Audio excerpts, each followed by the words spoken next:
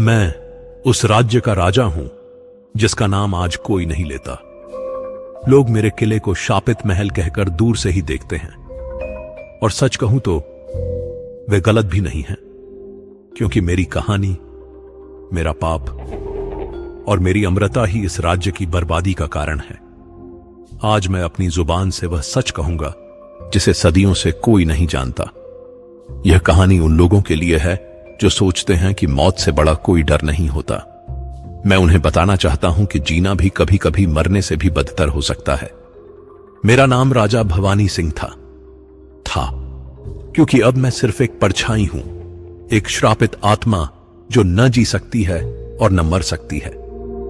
मेरे राज्य का नाम भी गुमनामी के अंधेरे में खो गया है, जैसे कभी कोई राज्य था ही नहीं। लेकिन मैं था, मेरा राज्य था, मेरी प्रजा थी, और सबसे बढ़कर मेरी प्यारी बेटी कंचना थी। आज वे सब कहां हैं? यह जानने के लिए आपको मेरी पूरी कहानी सुननी होगी। जब मैं यह कहानी शुरू कर रहा हूं तो मेरे हाथ कांप रहे हैं। इतनी सदियों बाद भी उस रात की याद मुझे रुला देती है, पर यह बात कहनी जरूरी है, शायद कोई मेरी गलतियों से सीख ले सके। अगर आप में से कोई यह सोच रहा है कि यह सिर्फ एक कहानी है, तो गलत सोच रहे हैं। यह मेरी जिंदा आप बीती है, एक ऐसी सच्चाई जिसे मैं रोज हर रात जीता हूं। तो सुनिए कि कैसे अमृता पाने की चाह में मैंने अपना सब कुछ खो दिया। जब मैं जवान था तब मुझ में वही अहंकार था जो हर राजकुमार में होता है। मैं समझता था कि दुनिया मेरे इशारों पर चलती है, कि मेरी इच्छा ही सबसे बड़ी शक्ति है। लेकिन दो चीजों का भय था जो मेरी नींदें उड़ा देता था, मृत्यु और विरक्ति। मैं चाहता था कि मेरा नाम सदियों तक जिए। मैं चाहता था कि मैं कभी बूढ़ा न हूं, कि मेरी शक्ति कभी कम न हो। मैं चाहता था कि जब भी कोई मेरा नाम ले तो उसके दिल में एक अजीब सी कपकपी हो जाए। परंतु मृत्यु का साया हर समय मेरे चारों ओर मंडराता रहता था। जब मैंने अपने दादाजी को मरते देखा, तब मैंने महसूस किया कि कितना कमजोर था वो आखिरी समय में। जो आदमी कभी पूरे राज्य पर हुकूमत करता था, वह एक बीमारी के आगे बेबस हो गया था। उसकी आंखों में जो डर था, वो मैं कभी नहीं भूल सकता। उसी दिन मैंने अपने मन में ठान लिया था कि मैं कभी इस तरह मरकर नहीं जाऊंगा। मैं हमेशा जवान रहूंगा, हमेशा ताकतवर रहूंगा। रातों को मैं अपने कमरे में अकेला बैठकर इसी चीज के बारे में सोचता रहता था। मैंने तमाम पुराने ग्रंथों को पढ़ा, विद्वानों से मिला, साधु संतों से पूछा। सबका एक ही जवाब था, राजन, मृत्यु अटल है, इससे कोई बच नहीं सकता। लेकिन मैं मानने को तैयार नहीं था। मैं जानता था कि कहीं ना कहीं कोई रास्ता जरूर होगा। मैंने अपने गुप्तचरों को दूर दूर तक भेजा, अंधविश्वासियों से मिला, जादू टोने वालों से बात की। फिर एक दिन मेरे दरबार में एक अजीब सा आदमी आया। वो बहुत बूढ़ा था, उसकी दाढ़ी घुटनों तक लटक रही थी, और उसकी आंखों में कुछ अजीब सा था, जैसे वो कुछ ऐसी बातें जानता हो जिन्हें जानना नहीं चाहिए। उसने मेरे पास आकर धीरे से कहा, राजन, मैं आपकी परेशानी जानता हूं। आप मृत्यु से डरते हैं। मैंने चौंकते हुए पूछा, तुमने यह कैसे जाना? वो मुस्कुराया। उसकी मुस्कान में कुछ डरावना था। राजन, जब कोई इंसान किसी चीज की बहुत ज्यादा चाह करता है, तो वो चाह उसके चेहरे पर साफ दिख जाती है। आपकी आंखों में अमृता की भूख है। मैं समझ गया कि यह आदमी कोई साधारण आदमी नहीं था। मैंने उसे अपने निजी कक्ष में बुलाया। बताओ, क्या वाकई अमृता पाने का कोई तरीका है? मैंने पूछा। उसकी आंखों में एक अजीब सी चमक आई। हां राजन, है तो, लेकिन उसकी कीमत बहुत भारी होती है।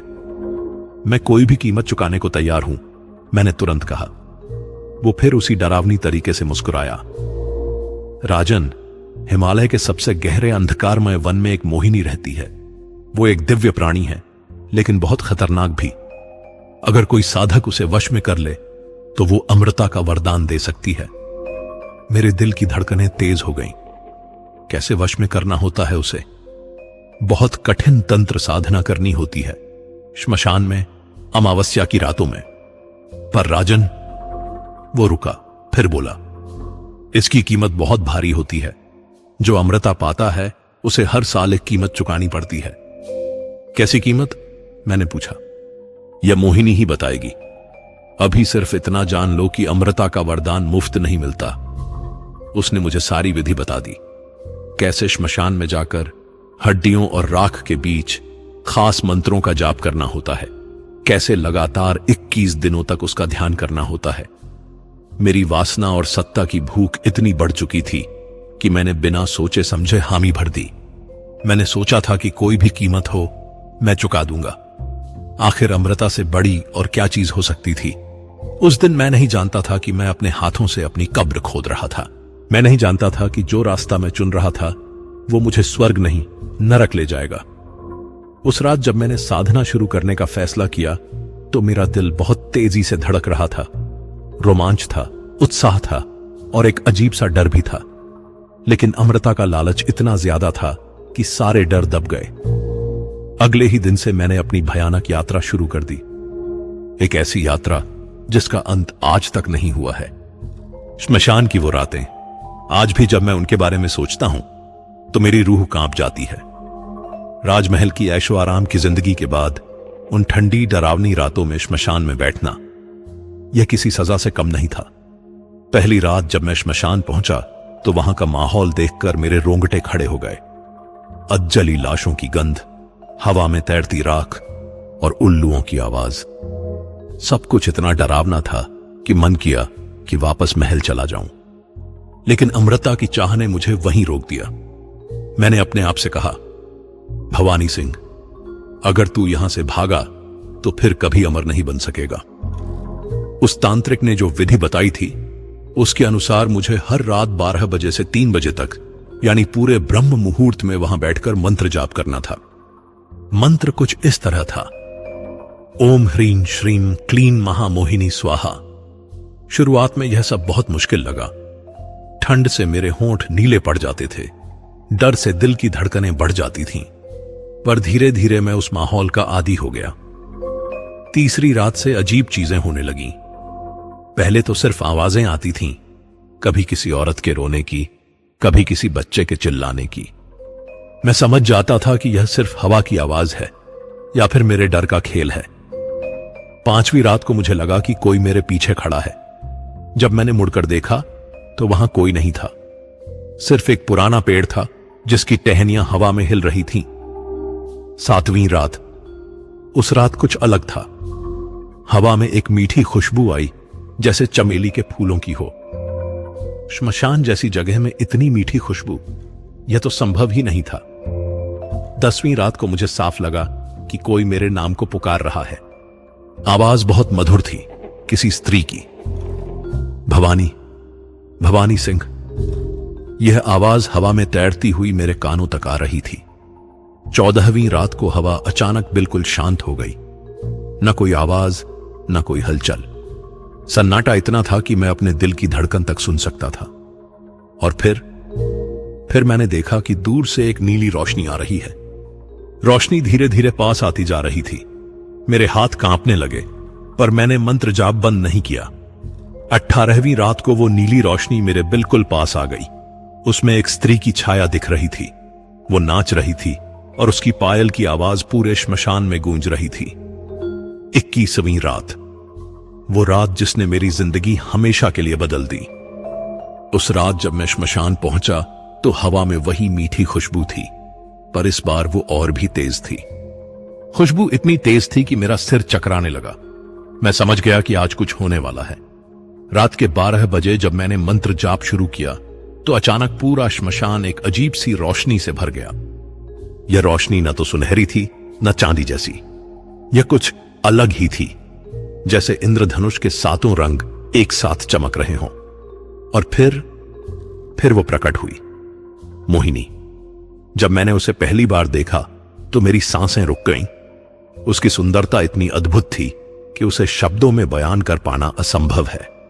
उसके लंबे काले बाल जमीन पर लहराते थे, आंखें गहरे रक्त जैसी लाल थीं और उसकी मुस्कान में ऐसा आकर्षण था कि कोई भी पुरुष अपना होश खो दे। वो हवा में तैर रही थी, उसके पैर जमीन को छू भी नहीं रहे थे। उसके शरीर से एक अजीब सी चमक निकल रही थी। कौन है तू जो मुझे इतने दिनों से पुकार रहा है? उसकी आवाज इतनी मधुर थी कि मेरे कानों में शहद घुल गया। मैं कुछ बोल नहीं पा रहा था, सिर्फ उसे देखता रह गया। बोल राजन, तू मुझसे क्या चाहता है? इस बार उसकी आवाज में थोड़ी सख्ती थी। मैंने हकलाते हुए कहा, मैं अमृता चाहता हूं। वो हंसी। उसकी हंसी की आवाज पूरे श्मशान में गूंज गई। अमृता? तू जानता है कि अमृता की कीमत क्या होती है? जो भी कीमत हो मैं देने को तैयार हूं, मैंने कहा। उसकी आंखों में एक अजीब सी चमक आई। राजन, अमृता कोई खेल नहीं है, यह एक शाप है। फिर भी अगर तू चाहता है तो सुन। वो मेरे पास आई। उसकी खुशबू से मेरे होश उड़ने लगे। मैं तुझे अमर कर दूंगी, लेकिन बदले में हर साल एक स्त्री की आत्मा मुझे समर्पित करनी होगी, और यह सिलसिला तब तक चलेगा जब तक तू जिंदा रहेगा, यानी हमेशा। उस समय मेरे मन में सिर्फ अमृता का खुमार था। मैंने बिना सोचे कहा, मंजूर है। उसने अपना हाथ मेरे सिर पर रखा। उसके स्पर्श से मेरे पूरे शरीर में बिजली दौड़ गई। राजन भवानी सिंह, आज से तू अमर है। न तेरी देह बूढ़ी होगी, न कोई बीमारी तुझे मार सकेगी, लेकिन याद रख, हर साल पूर्णिमा की रात तुझे एक स्त्री की आत्मा मेरे पास लानी होगी। उसने मेरे माथे पर एक निशान बनाया। यह निशान सिर्फ मुझे दिखाई देता था और कोई इसे नहीं देख सकता था। यह निशान तेरी अमृता की निशानी है। जिस दिन तू कोई आत्मा नहीं लाएगा, उस दिन यह निशान तुझे जलाकर राख कर देगा। और फिर वो गायब हो गई, जैसे कभी थी ही नहीं। मैं वहीं श्मशान में बैठा रह गया।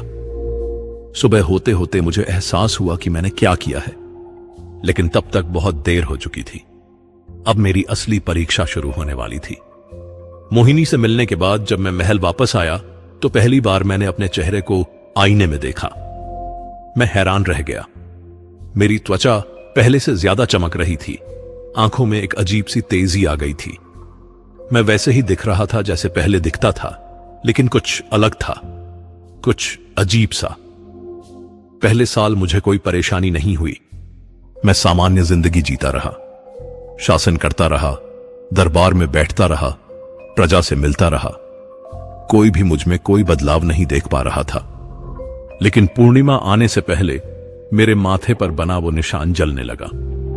शुरुआत में यह सिर्फ थोड़ा सा जलन की तरह था, पर धीरे धीरे यह असहनीय हो गया। मुझे समझ आ गया कि समय आ गया है। मुझे मोहिनी के लिए एक आत्मा का इंतजाम करना होगा। पहले साल मैंने राज्य की जेल में बंद एक महिला को चुना। वो चोरी के आरोप में पकड़ी गई थी। मैंने सोचा कि इससे किसी को कोई परेशानी नहीं होगी। पूर्णिमा की रात मैं उस महिला को लेकर श्मशान गया।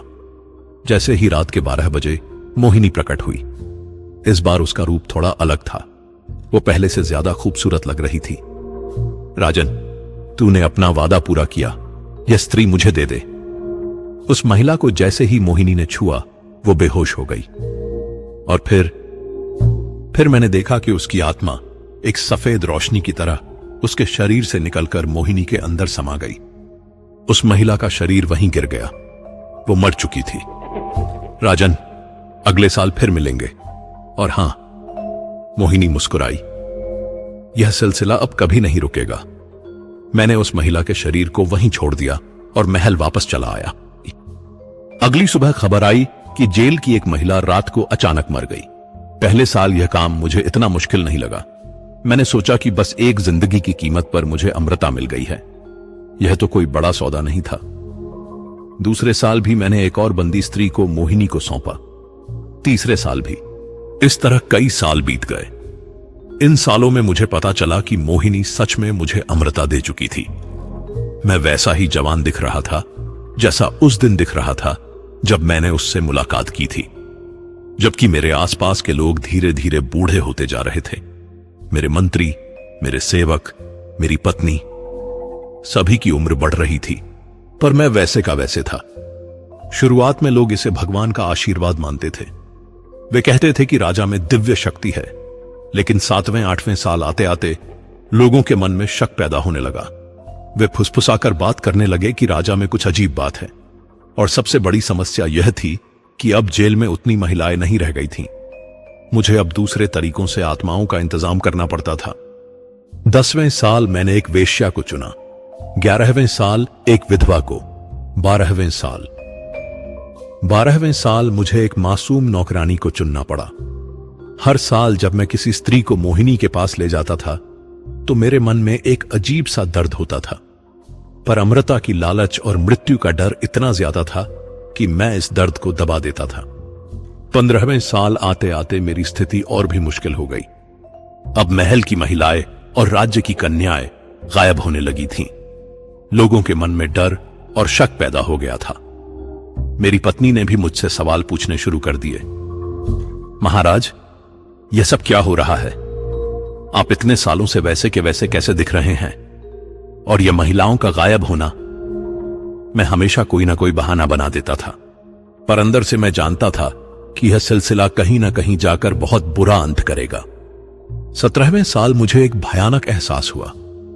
जब मैं आईने में अपना चेहरा देखता था तो मुझे लगता था कि मेरी आंखों में कुछ मर गया है। मैं जिंदा था, पर मेरी आत्मा धीरे धीरे मरती जा रही थी। और सबसे डरावनी बात यह थी कि अब मुझे रात के सपनों में वे सभी महिलाएं दिखाई देने लगीं जिन्हें मैंने मोहिनी को सौंपा था। वे सभी मुझे घूरती रहती थीं और उनकी आंखों में सिर्फ नफरत थी। क्यों मारा हमें? क्यों दिया हमें उस राक्षसी को? वे सपनों में मुझसे पूछती रहती थीं। मैं जवाब नहीं दे पाता था क्योंकि मेरे पास कोई जवाब नहीं था। 20वें साल तक आते आते मेरे राज्य में अफवाहें फैलने लगीं कि राजा कोई इंसान नहीं है। कुछ लोग कहते थे कि मैं कोई राक्षस हूं, कुछ कहते थे कि मैं किसी डायन का गुलाम हूं।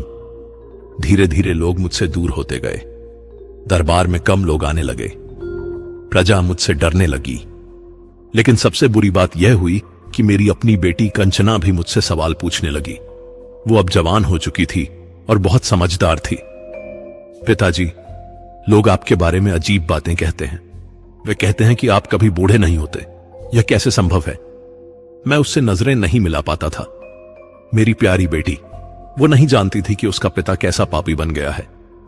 25वें साल की पूर्णिमा जब आई तो मुझे कोई उपयुक्त महिला नहीं मिली। मेरे माथे का निशान जलने लगा था और दर्द असहनीय हो रहा था। मैं परेशान होकर मोहिनी के पास गया। मोहिनी, मुझे कोई महिला नहीं मिल रही, क्या कोई और तरीका है? उसने मेरी ओर देखा और हंसी। राजन, तू बहुत दिनों से मुझे सिर्फ साधारण आत्माएं दे रहा है। अब मुझे कुछ खास चाहिए।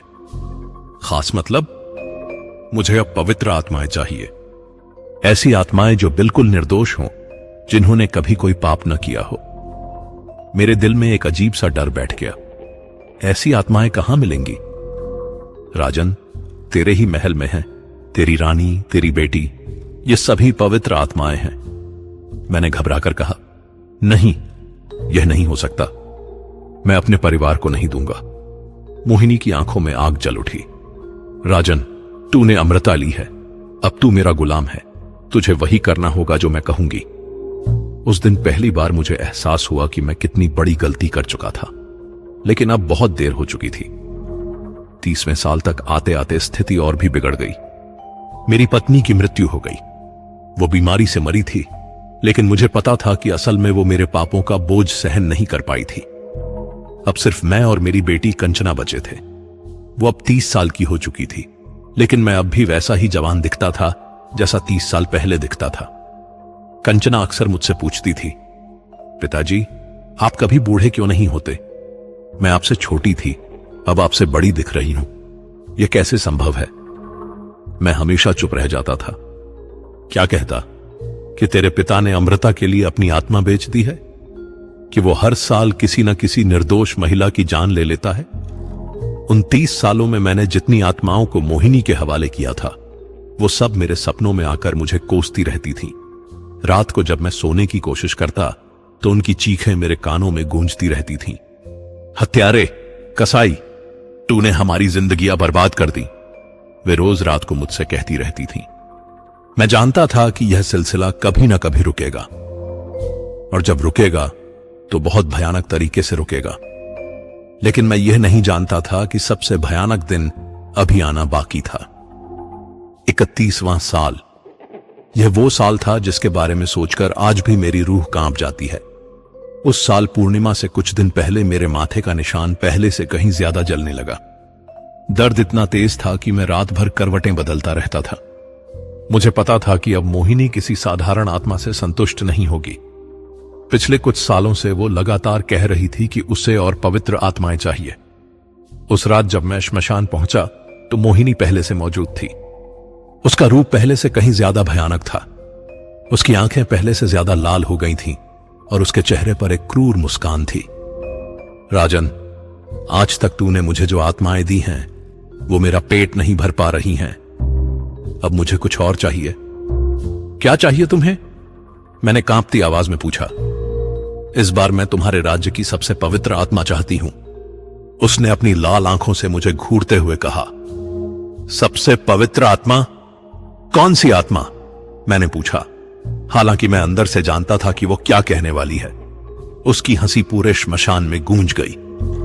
राजा, तेरी बेटी कंचना, उससे ज्यादा पवित्र आत्मा तेरे राज्य में कोई नहीं है। मुझे उसकी आत्मा चाहिए। उस पल लगा जैसे मेरी दुनिया उजड़ गई हो। मेरी रगों में खून जैसे जम गया। मेरी बेटी, मेरी प्यारी बेटी कंचना, वो मेरी आंखों का तारा थी।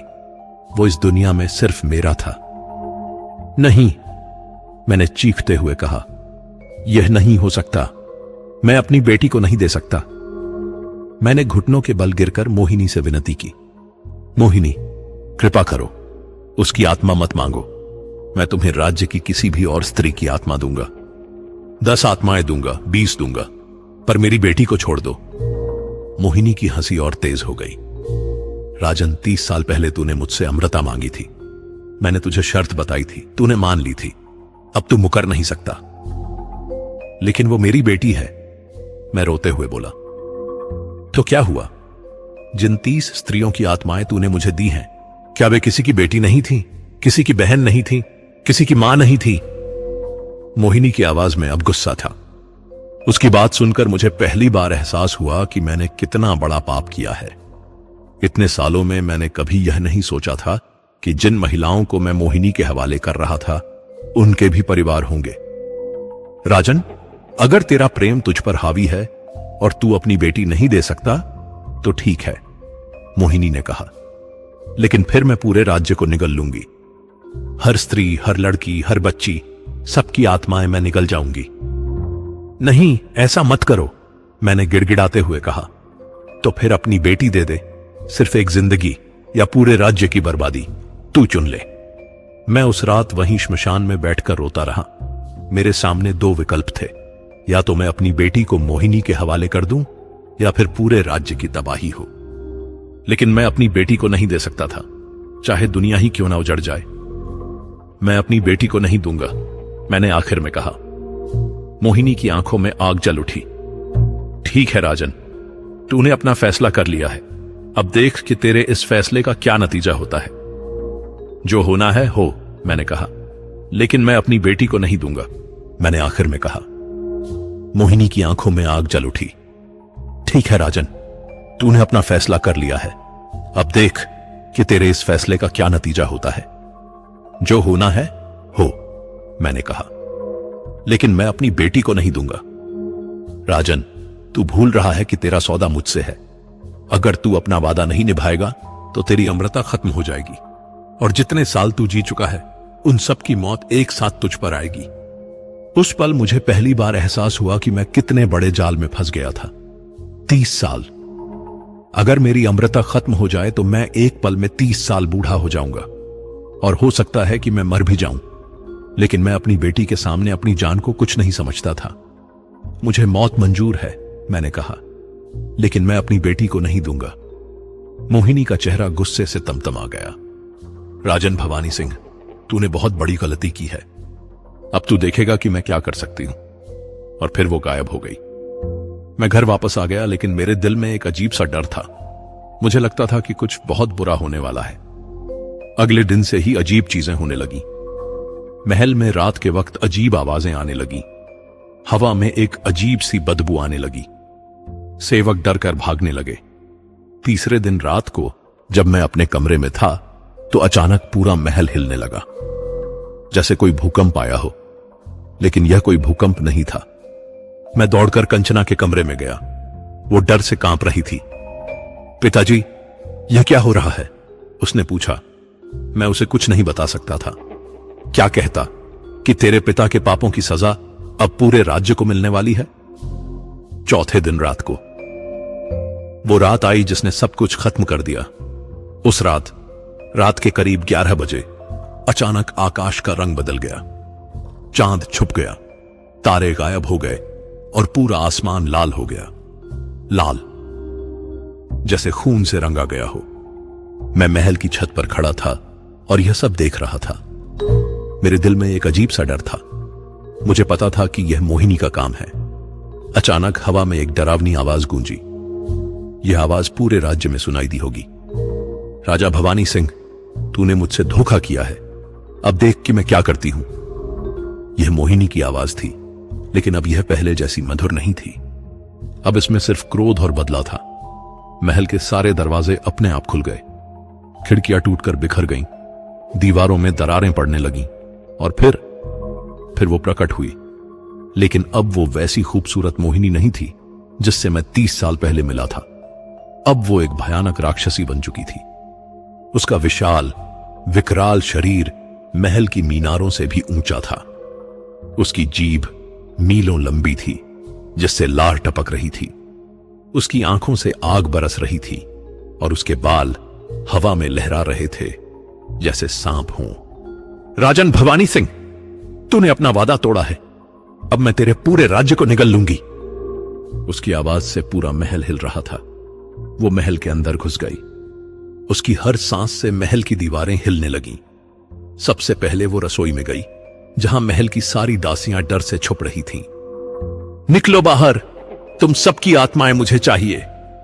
मैंने देखा कि दासियों के शरीर से सफेद रोशनी निकलकर मोहिनी के अंदर समाती जा रही है। वे सभी एक एक करके गिरती जा रही थीं। नहीं, रुको! मैं चीखा और दौड़ा, लेकिन मैं बेबस था। मैं उसे रोक नहीं सकता था। फिर वो महल की बाकी महिलाओं के पास गई। नौकरानियां, सहेलियां, रानी मां, सबकी आत्माएं उसने निगल ली। महल में भयानक चीखें गूंज रही थीं। मर्दों के शरीर को वो अपने नाखूनों से चीर रही थी। उनका खून महल की दीवारों पर छिटक रहा था। मोहिनी, रुक जाओ! मैंने तुम्हारा कुछ नहीं बिगाड़ा, सिर्फ एक आत्मा नहीं दी। मैं रोते हुए चिल्ला रहा था। एक आत्मा? वो हंसी। राजन, 30 साल तक तूने मुझसे झूठ कहा। तूने कहा था कि तू कोई भी कीमत चुकाने को तैयार है, लेकिन जब असली कीमत मांगी तो तू मुकर गया। वो मेरे कमरे की तरफ बढ़ी। अब मैं तेरी बेटी को लेकर जाऊंगी और तेरे बाद तेरे पूरे राज्य की हर स्त्री को। नहीं, कंचना को मत छुओ। मैं उसके सामने आ गया। हट जा राजन! उसने मुझे धक्का दिया। मैं दीवार से जाकर टकराया। कंचना अपने कमरे में डर से कांप रही थी। जब उसने मोहिनी को देखा तो वो बेहोश हो गई। बहुत सुंदर है तेरी बेटी, मोहिनी ने कहा। इसकी आत्मा बहुत स्वादिष्ट होगी। नहीं, मैं तुम्हें अपनी जान दे देता हूं, लेकिन उसे मत मारो, मैंने गिड़गिड़ाते हुए कहा। तेरी जान? मोहिनी हंसी। राजन, तू अमर है। तेरी जान कैसे ले सकती हूं? हां, लेकिन तेरी अमरता छीन सकती हूं। उसने अपना हाथ मेरे माथे पर रखा। मैंने महसूस किया कि वो निशान जो इतने सालों से मेरे माथे पर था, अब जल रहा है। अब तेरी अमरता खत्म। तू मर सकता है, लेकिन तेरी मौत भी बहुत भयानक होगी। लेकिन फिर उसने कंचना की तरफ हाथ बढ़ाया। नहीं! मैं उसके और कंचना के बीच आ गया। पिताजी! कंचना होश में आ गई थी। उसकी आंखों में डर था, लेकिन मेरे लिए प्रेम भी था। उस पल मुझे एहसास हुआ कि मैं एक पिता हूं। मेरी पहली जिम्मेदारी अपनी बेटी की सुरक्षा है। मैंने 30 साल तक जो भी पाप किए थे, अब उनकी सजा मुझे अकेले झेलनी चाहिए। मोहिनी, मैंने कहा, मैं तुमसे एक अंतिम विनती करता हूं। मेरी बेटी को छोड़ दो। बदले में मैं तुम्हें अपनी आत्मा देता हूं। तेरी आत्मा? वो रुकी। हां, मैं जानता हूं कि मेरी आत्मा अब बहुत पापी है, लेकिन यह मेरी इच्छा है। मोहिनी कुछ देर सोचती रही। फिर उसने कहा, ठीक है राजन, लेकिन शर्त यह है कि तू हमेशा जिंदा रहेगा। तू मर नहीं सकेगा। तू हमेशा इसी महल में अकेला रहेगा और रोज मुझसे मिलेगा। मुझे पता था कि यह एक और जाल है, लेकिन अपनी बेटी की जान बचाने के लिए मैं कुछ भी करने को तैयार था। मंजूर है, मैंने कहा। उसने मेरी छाती पर हाथ रखा। मुझे लगा जैसे मेरी आत्मा मेरे शरीर से निकल रही है। अब तू मेरा गुलाम है, हमेशा के लिए। कंचना बेहोश हो गई। मैंने उसे उठाकर महल से बाहर निकाला और किसी सुरक्षित जगह छोड़ दिया। जब मैं वापस महल में आया तो यह खंडहर बन चुका था। मोहिनी गायब थी, लेकिन मैं जानता था कि वो हमेशा मेरे साथ रहेगी। अब मेरी सजा शुरू होने वाली थी। आज सदियों बीत चुकी हैं। हां, सदियों। मैं गिनती भूल चुका हूं। समय का कोई मतलब नहीं रह गया है। मैं अभी भी जीवित हूं, अमर हूं। लेकिन यह जिंदगी नहीं, एक सजा है। एक ऐसी सजा जो कभी खत्म नहीं होगी। महल अब खंडहर बन चुका है। दीवारों पर काई जम गई है। छत से घास उग आई है। चमगादड़ इधर उधर उड़ते रहते हैं। लेकिन मैं यहीं हूं, इसी टूटे फूटे महल में। न मैं यहां से जा सकता हूं, न मर सकता हूं। हर रात जब चांद निकलता है तो मोहिनी आती है। अब वो वैसी खूबसूरत नहीं रह गई है। कभी कभी वो एक सुंदर औरत की तरह दिखती है, कभी एक भयानक राक्षसी की तरह। उसका रूप बदलता रहता है, लेकिन उसकी क्रूरता हमेशा वैसी ही रहती है। राजन, आज कैसा लग रहा है तुझे अमृता का वरदान? वो मुझसे हर रात यही पूछती है। मैं चुप रहता हूं। क्या कहूं कि यह वरदान नहीं, अभिशाप है। तूने अमृता मांगी थी, मैंने दी, अब खुश रह। वो हंसते हुए कहती है। रात के अंधेरे में उसकी फुसफुसाहट सुनाई देती रहती है। राजन, अगली आत्मा कहां है? तेरा सौदा अभी भी बाकी है। मैं समझाने की कोशिश करता हूं। मोहिनी, अब कोई राज्य नहीं है, कोई प्रजा नहीं है, सब खत्म हो गया। तो नए लोग ला, दुनिया में अभी भी बहुत सारे लोग हैं, वो कहती है। लेकिन मैं अब किसी को नुकसान नहीं पहुंचा सकता। मैंने जो पाप किए हैं उनका बोझ इतना भारी है कि मैं और पाप नहीं कर सकता। कभी कभी यहां कोई राहगीर आ जाता है। कुछ लोग इस खंडहर को देखने आते हैं। स्थानीय लोग इसे भूतिया महल कहते हैं। वे नहीं जानते कि यहां कोई असली इंसान रहता है। जब कोई यहां आता है तो मैं छुप जाता हूं। मैं नहीं चाहता कि कोई मुझे देखे, क्योंकि अगर मोहिनी को पता चल गया कि यहां कोई नया शिकार आया है तो वो उसे भी मार देगी। कभी कभी मैं सोचता हूं कि मेरी बेटी कंचना कैसी होगी। उसने शादी की होगी, उसके बच्चे हुए होंगे। वो अब तक जिंदा भी है या नहीं? आखिर वो भी एक इंसान थी, अमर तो नहीं थी। लेकिन फिर मुझे लगता है कि शायद उसका मर जाना ही अच्छा है। कम से कम उसे यह देखना नहीं पड़ा कि उसका पिता कैसा बन गया है। मैं रोज रात को उन 30 स्त्रियों के बारे में सोचता हूं जिन्हें मैंने मोहिनी के हवाले किया था। वे सभी मेरे सामने आकर खड़ी हो जाती हैं। क्यों किया तूने ऐसा? हमारा क्या कसूर था? वे पूछती हैं। मेरे पास कोई जवाब नहीं है। मैं सिर्फ रो सकता हूं। हमारे बच्चे अनाथ हो गए, हमारे पति विधुर हो गए, हमारे माता पिता को बेटी का गम सताता रहा। वे कहती रहती हैं, मैं जानता हूं, मैं कहता हूं, मैं पापी हूं, मुझे माफी नहीं मिलनी चाहिए। माफी? वे हंसती हैं। तू माफी मांग रहा है? तू क्या समझता है कि माफी से सब कुछ ठीक हो जाएगा? वे सही कहती हैं। कुछ पाप ऐसे होते हैं जिनकी माफी नहीं होती। मैंने जो किया है उसकी कोई माफी नहीं है। मैं भाग नहीं सकता, मर नहीं सकता और न ही उसे रोक सकता हूं। मैं सिर्फ यहीं बैठकर अपने पापों को याद कर सकता हूं। अमृता, मैंने सोचा था कि यह एक वरदान है। मैंने सोचा था कि मैं हमेशा जवान रहूंगा, हमेशा ताकतवर रहूंगा। मैंने सोचा था कि लोग मुझे देवता समझेंगे, लेकिन मैं गलत था। अमृता सबसे बड़ा अभिशाप है। मौत एक आशीर्वाद है। जब कोई इंसान मरता है तो उसे शांति मिलती है। उसके पाप खत्म हो जाते हैं, उसकी यातनाएं समाप्त हो जाती हैं। लेकिन अमर इंसान को कभी शांति नहीं मिलती। वो अपने पापों के साथ हमेशा जीता रहता है। हर दिन, हर रात, हर पल वो अपनी गलतियों को दोहराता रहता है। मैं चाहता था कि मेरा नाम हमेशा जिंदा रहे। आज मेरा नाम जिंदा है, लेकिन डर के रूप में। लोग मेरे नाम से डरते हैं। मेरे महल को शापित महल कहते हैं। मैं चाहता था कि लोग मुझे याद रखें। आज लोग मुझे याद रखते हैं, लेकिन नफरत के साथ। मेरी कहानी एक सबक की तरह बताई जाती है। देखो, यह है अमृता की चाह का नतीजा। लोग कहते हैं, अब मैं समझ गया हूं कि सबसे बड़ी सजा यह नहीं है कि तुम मर जाओ, सबसे बड़ी सजा यह है कि तुम जिंदा रहो और हर दिन अपने पापों को भुगते रहो। आज अगर कोई मुझसे पूछे कि क्या मैं दोबारा वैसा ही करूंगा, तो मैं कहूंगा नहीं, कभी नहीं। मैं उस तांत्रिक को कहूंगा, मत बताओ किसी को यह विधि। मैं अपने आप को कहूंगा, मौत को गले लगा ले, अमृता के चक्कर में मत पड़। लेकिन अब बहुत देर हो चुकी है। अब मैं सिर्फ यह कहानी सुना सकता हूं, शायद कोई मेरी गलतियों से सीख ले सके। अगर आप में से कोई यह कहानी पढ़ रहा है तो याद रखना, मृत्यु डरावनी नहीं होती। मृत्यु एक विश्राम है, लेकिन अमृता की कीमत उससे कहीं ज्यादा भयावह होती है। कभी अमृता की चाह मत करना। जो जिंदगी भगवान ने दी है उसे खुशी से जियो।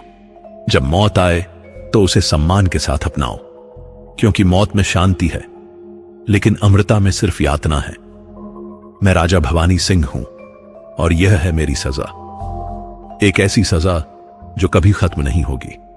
अब मैं चुप होता हूं, क्योंकि रात हो रही है और मोहिनी आने वाली है।